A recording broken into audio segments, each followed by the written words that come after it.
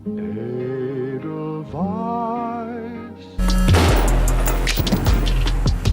Edelweiss.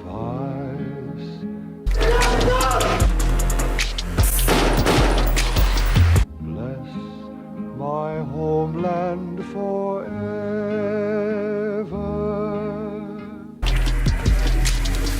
Hey everyone, welcome back to episode 4 of Milsurp Mondays. For today's video, it'll be broken up into 3 sections. First the piece itself, and then the history behind it, and the reason why it's being surplused.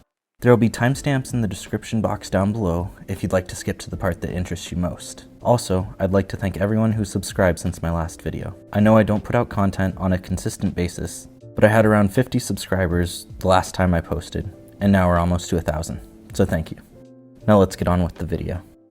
So the piece we're looking at today is an early 2000s run of the Austrian M65 Field Jacket. Although it looks similar to Ranger Green or Olive Drab, the jacket is actually a color called RAL 7013, which is a brown gray. It features 4 pockets on the front with a recessed metal snap button behind the flaps.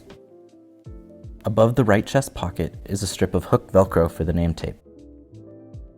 On the upper left shoulder, there's a green patch that reads Österreich Bundesheer, which means Austrian Federal Army in German. Between the text is the Austrian coat of arms, which features an eagle clutching a hammer and a sickle in its talons. Moving on to the top of the jacket, you can see a set of epaulettes across the shoulder. These secure using a metal snap button closure. Moving on to the sleeve, you'll find a cuff that is secured using an elastic band and 2 metal snap buttons. These allow the wearer to adjust the size for wind or snow. Rolling the cuff inside out, you can see that it's lined with Sympatex, a synthetic membrane similar to Gore-Tex. Moving up the sleeve, you'll find that there are 2 tacks above and below the elbow to help with superior joint articulation. Moving up to the neck, you can see there's a collar with a slit running through the middle of it, as well as 2 eyelets. Upon flipping the flap over, you'll find an inverted zipper that holds a hood inside of it. Here you can see that normally there would be a cinch with 2 pull tabs where the eyelets are, to secure the hood more tightly around the face. Unfortunately, mine did not come with one. Moving down the jacket, you'll find that there's a double-layered flap with brass buttons to protect against the wind and other elements. Behind the 2 flaps is a non-YKK zipper. Here on the tag you'll find the sizing, care instructions, as well as the various construction materials. Moving inside the coat, there are 2 hidden zippered pockets. On each side of the jacket there's also a pull string cinch with 2 plastic fasteners for tightly securing the waist. At the bottom of the jacket, you'll find another Sympatex membrane to keep any rain or snow from soaking the jacket. This jacket has seen service in the Austrian Army since 1975, but before we get into the history of the item, I'd like to ask that if you enjoyed this kind of content, to please like and subscribe, and if you really want to help the channel grow, drop a comment down below to help feed the algorithm. Thanks for your help. Okay, now let's get on to the history. So, while this is a slightly modernized take on the classic M65, the original design of the jacket dates back to, yes, correct, 1965, when it was first introduced in the United States military as a replacement for the Korean War-era M51 Field Jacket. Unlike its Austrian counterpart, the original was produced in the color olive green. The jacket first made its debut in the jungles of Vietnam, where it quickly became a favorite among troops across Southeast Asia, particularly during the cool weather conditions that followed the monsoon rains. As veterans returned home, so did their M65s, and it became a staple of the anti-war movement back in the United States. Protesters replaced medals and service ribbons with patches and peace symbols. Purple Heart, Army Commendation Medal, 8 Air Medals, National Defense, and the rest of this garbage. It doesn't mean a thing. Draftees and volunteers alike had grown, or always had been, disillusioned with the war. You getting a little tired of this? Tired of it, yeah. We've been at it for the last 2 weeks. How about you? You say that again. Their presence within the anti-war movement provided a level of credibility that the dirty hippies that haunt Richard Nixon's dreams could not. Even the former Senator, Secretary of State, and Democratic presidential nominee, John Kerry, donned his uniform as he testified before the Senate. And we are asking Americans to think about that. Because how do you ask a man to be the last man to die in Vietnam? How do you ask a man to be the last man to die for a mistake? With the protests gaining national coverage, those in Hollywood began to take notice. John Rambo walked into town in his M65, which featured a waving US flag patch above the right chest pocket in Rambo First Blood. You know, wearing that flag on that jacket, looking the way you do, you're asking for trouble around here, friend. A juiced-out Arnold Schwarzenegger used the M65 to clothe his time-traveling body in the 1984 film The Terminator. Ironically, Schwarzenegger would have worn the Kampfanzug M57 during his mandatory service in the Austrian Army, being just 10 years short of the M65's introduction into the Austrian Bundesheer. Even Robert De Niro wore one with a mohawk in the 1976 Scorsese film Taxi Driver. Interestingly, it seems like the M65 has been snubbed in most classic Vietnam War movies. While I have seen these before, I didn't rewatch all of them just to see if I could catch a glimpse of the M65. So someone please correct me if I'm wrong, but it seems as though Apocalypse Now, I love the smell of napalm in the morning. Deer Hunter, Now we got ourselves a game. You and me. Full Metal Jacket, 7.62 millimeter. Full Metal Jacket. and even the 2002 film When We Were Soldiers, all of which are great movies, seem to have missed out on this classic. Now, this isn't to say that I expect every costume designer to use it, but seeing its ubiquity in media and pop culture, it seems kind of odd that it wouldn't be there. Maybe someone with more expertise on Vietnam War era uniforms could leave a comment explaining why it wouldn't make an appearance in any of these films. As far as the uniform's history with the Austrian Army, it replaced the Kampfanzug M57, Austria's first camouflage uniform in Erbsenmuster, or P pattern, camouflage. This pattern was often referred to by soldiers as Fleckerteppich, or rag rug. This jacket was a piece in the Anzug 75 system, which was designed as a layered system focusing on heat management.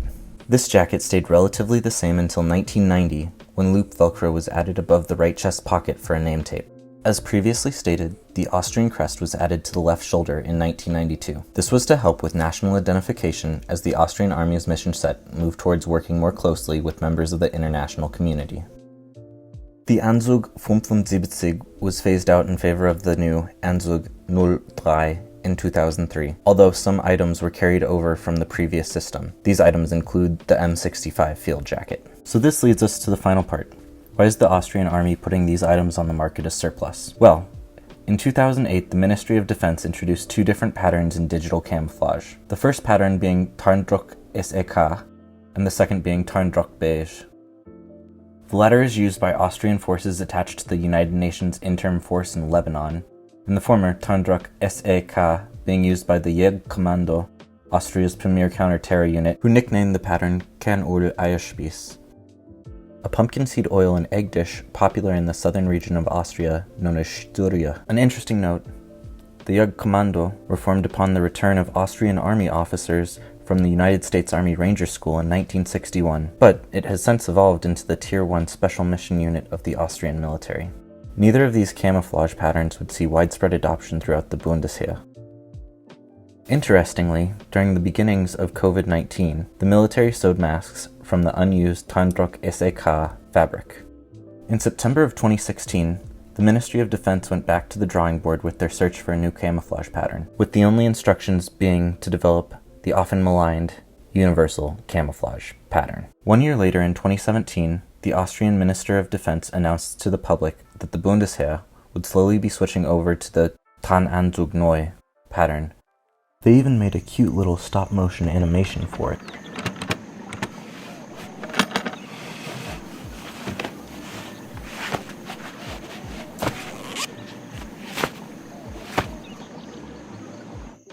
But with the change in government and cuts to the Austrian defense budget, the project seemed dead in the water. However, when there's money to be made by defense contractors, governments usually find a way to make room in their budgets. So, in March of 2019, the new camouflage pattern was presented to troops, with the idea being that 3,000 to 4,000 new uniforms would be produced every year, slowly phasing out the RAL 7013 uniforms.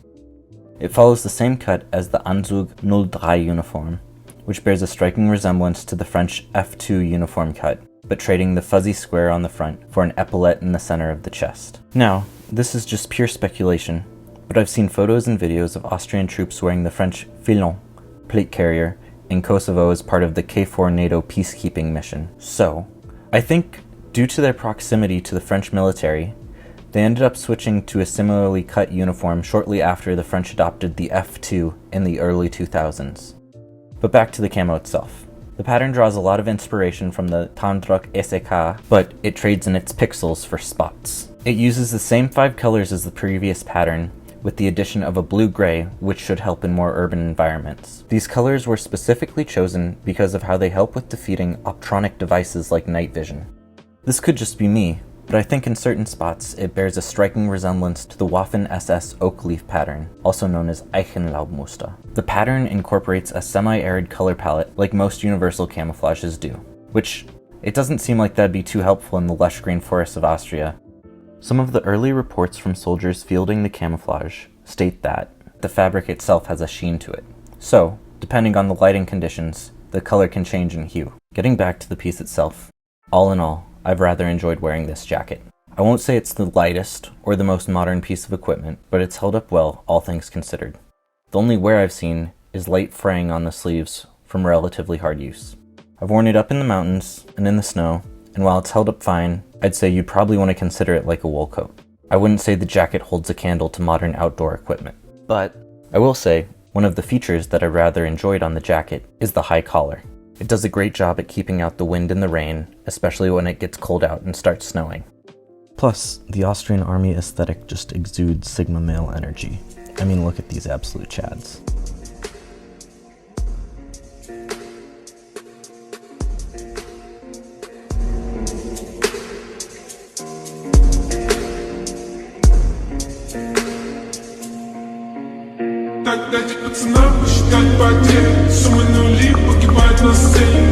If you'd like to pick one up for yourself, you can find them in several different surplus outlets. I purchased mine through Commando Store on their website. They're currently sold out of the waterproof version, but they have the same jacket in a polycotton blend for $55 on their website. They're pretty good guys, just as long as you don't try to buy a Bulgarian landmine. So I'll leave a link in the comments down below if you want to pick it up through them. If you're interested in learning more about the history of the Austrian military uniforms, I'll link to an article that the Bundesheer put out. It's in German, but you can use Google Translate and it holds up pretty well. If you'd like to learn more about the new camouflage pattern, Pine Survey put out a great article on the development and efficacy of it, so I'll link to that down below too. If you liked the video, leave a like, and if you want more content like this, subscribe.